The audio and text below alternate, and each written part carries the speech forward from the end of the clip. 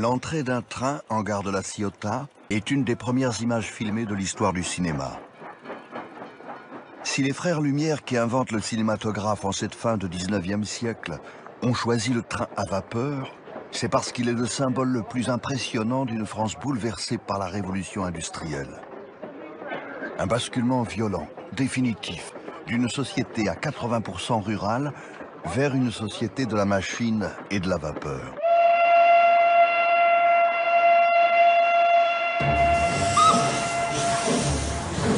La vapeur, c'est ce dont avaient besoin les trains et les navires pour accélérer le temps et effacer les distances.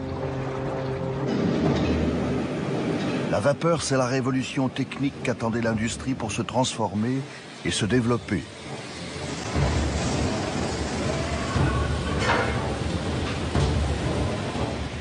Mais pour produire autant de vapeur, il faut de l'énergie.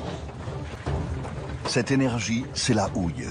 Ce charbon de terre qui vient remplacer le charbon de bois traditionnel, devenu insuffisant pour accompagner la mutation en cours. La France doit donc impérativement trouver du charbon de terre dans son sous-sol afin de produire les millions de tonnes de houille dont le pays a besoin chaque année. Cette révolution du charbon est financée par les capitaux de la bourgeoisie des villes. Les Parisiens investissent dans les mines de Carmaux dans le Tarn et de Decazeville dans l'Aveyron. Les Lyonnais dans celles de Saint-Étienne dans la Loire. Les Marseillais dans les mines de Gardin dans les Bouches-du-Rhône et d'Alès dans le Gard. Quand les patrons de la puissante industrie textile du Nord investissent massivement dans les exploitations houillères d'Anzin et de Lens dans le Pas-de-Calais. Des dizaines de milliers de paysans quittent l'exploitation des champs et rejoignent les mines de charbon. Les fosses qui se creusent sur tout le territoire voient naître une classe ouvrière qui s'apprête à transformer la vie économique et sociale du pays.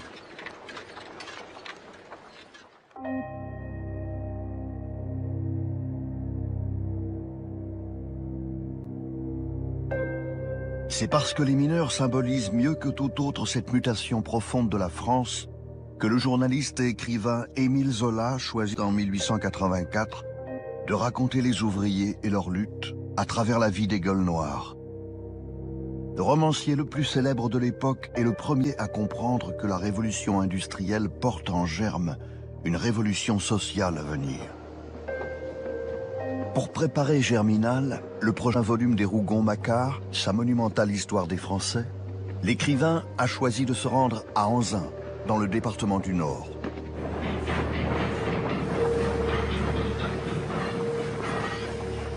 La compagnie d'Anzin, ce sont 30 puits, 1 million de tonnes de charbon extraits chaque année, 34 machines, 1700 chevaux et 12 000 mineurs de fond.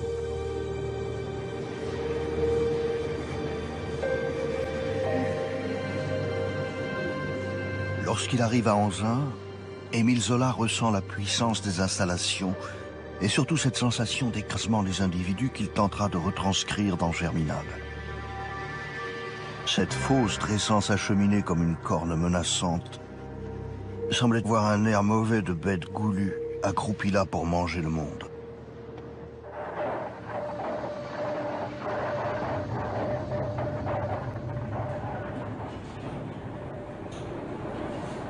Émile Zola exige de descendre au fond de la mine.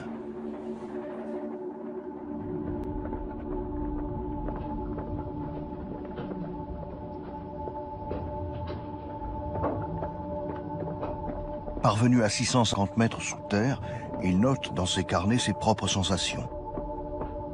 On s'enfonce dans une galerie. La nuit s'y fait, les lampes éclairent peu. Devant moi, l'ingénieur qui marchait m'apparaissait en silhouette noire, se détachant sur une lueur vague. Progressant difficilement le long des galeries, Zola remarque le train de wagonnets tiré par un cheval aveugle. Dans la poussière de charbon, la chaleur et l'angoisse, Zola avance jusqu'aux veines les plus étroites, là où, comme il l'écrit, il faut se traîner à 4 pattes pour atteindre les mineurs qui ont rampé dans un boyau d'à peine 80 cm. Le journaliste en fera une description poignante dans Germinal. Allongé sur le flanc, il n'avait qu'une idée, compléter un gros nombre de berlines. À mesure que la journée s'avançait, l'air s'empoisonnait davantage. Eux, au fond de leur trou de taupe, sous le poids de la terre, n'ayant plus de souffle dans leur poitrine embrasée, tapaient toujours.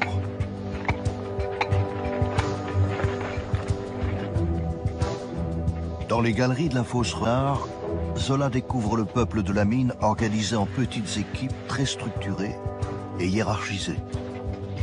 Des hommes, mais aussi des femmes et des enfants. Longtemps, les jeunes filles ont été envoyées au fond de la mine quand on manquait de bras.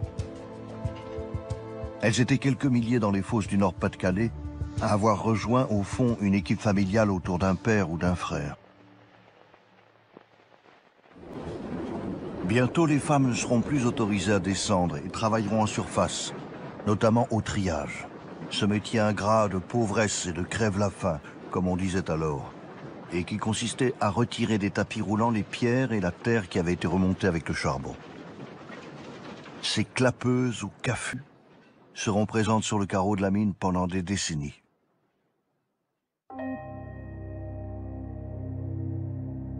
Les enfants que Zola croise le long des galeries, ce sont des galibots, qui signifie polisson en patois du Nord.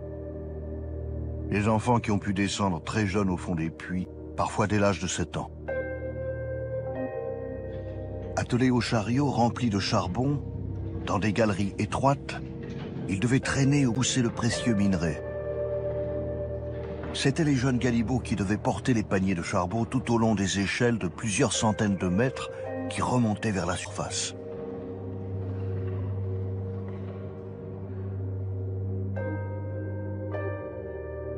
Progressivement, les lois vont interdire l'exploitation d'enfants si jeunes au fond des mines. Il faut avoir 8 ans au minimum en 1813, 10 ans en 1848, puis 12 ans en 1874.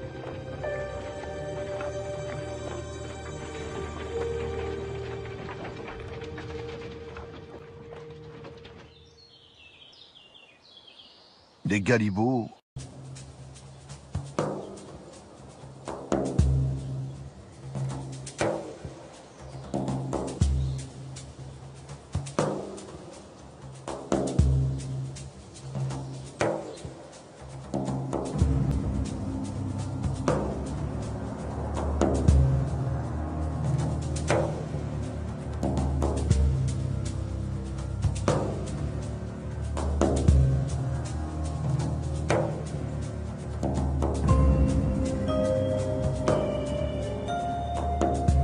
En cette année 1884, sur le carreau de mine d'Anzin, Émile Zola scrute ce pays noir qui a défiguré brutalement des pans entiers de notre territoire. Il voit la cohorte des mineurs en marche qui se dirigent vers la fosse ou qui remontent des entrailles de la terre. Ce pays noir, un homme l'a photographié à partir de 1870 à Saint-Étienne comme personne avant lui. Félix Thiollier a consacré sa vie à photographier les paysages de sa région, et notamment la mine et les mineurs dans plus d'1 millier de photographies.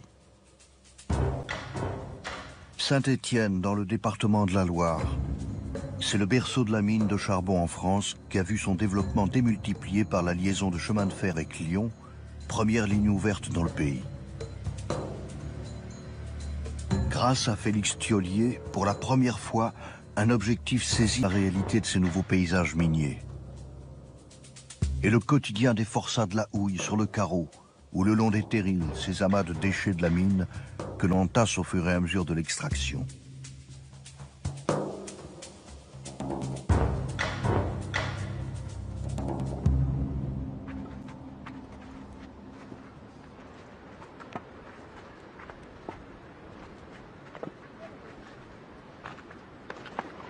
C'est sur plusieurs centaines de kilomètres carrés, jusque-là désertiques et ruraux, que se déploie désormais l'industrie de la mine.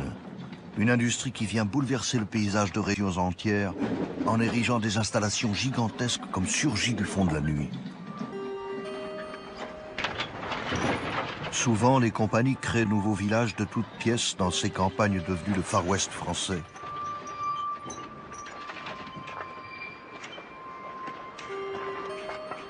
Les mineurs vivent à l'écart du monde, loin des centres urbains, dans cette forêt profonde dont parlera Jean Jaurès et que beaucoup de Français ignorent.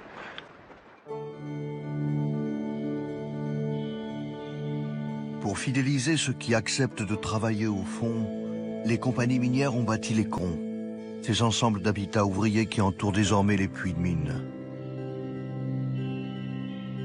En offrant un toit aux mineurs, les compagnies recruteront plus facilement.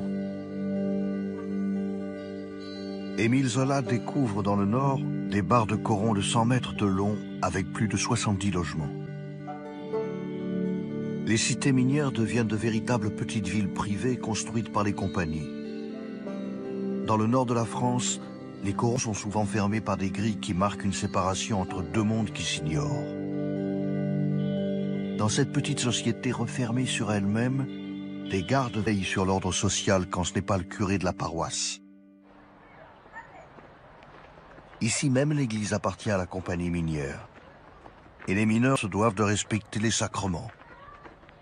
Il faut un certificat de communion pour être embauché à la mine, et surtout un mariage religieux pour obtenir une maison. C'est ce monde clos et privé qu'Émile Zola arpente, guidé par les ouvriers. Les mineurs racontent à Zola les coutumes qui rythment leur vie et qui feront le sel et la force de Germinal. Zola découvre les estaminets, ces cafés présents à l'entrée des fosses et dans presque chaque coron d'habitation. C'est là que l'écrivain sent monter la grogne des ouvriers exploités et épuisés. Plus de 10 heures de travail par jour, sans équipement, pour des salaires de misère. Régulièrement, les corons sont emportés par la fièvre. Pour Émile Zola, cette tension sociale et politique est parvenue à son paroxysme.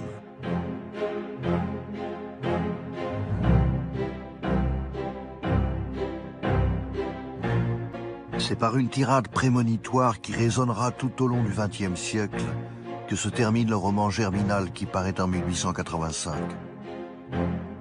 Les hommes poussaient. Une armée noire vengeresse dont la germination allait bientôt faire éclater la terre. Lorsque Germinal est publié, Émile Zola, tel un prophète, lance même un cri d'alarme en direction des gouvernants. Hâtez-vous d'être justes, autrement voilà le péril. Les nations s'engloutiront dans un des plus effroyables bouleversements de l'histoire.